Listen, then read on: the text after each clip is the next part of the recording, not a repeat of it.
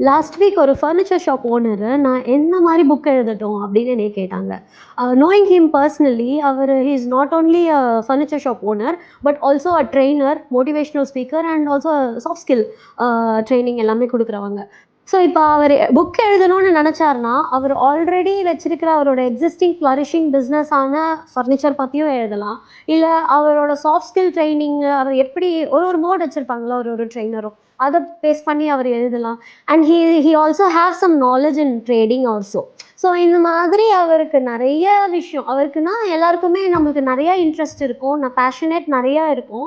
But எல்லாத்து மேலயும் நம்ம புக் எழுதணும்னா எழுதலாம். பட் இங்க ஒரு பிசினஸ் கோச்சிங்ல நம்ம என்ன இன்சிஸ்ட் பண்றோம் அப்படின்னா, நீங்க ஆல்ரெடி ஒரு பிசினஸ்ல இருக்கும்போது, அந்த பிசினஸ சார்ந்து எழுதுற புக்கு உங்களுக்கு ஒரு பெர்சனல் பிராண்டிங் டூலா அமையும். அது உங்களுக்கு ஹை பேயிங் கிளையண்ட்ஸ அட்ராக்ட் பண்ணி குடுக்கும்.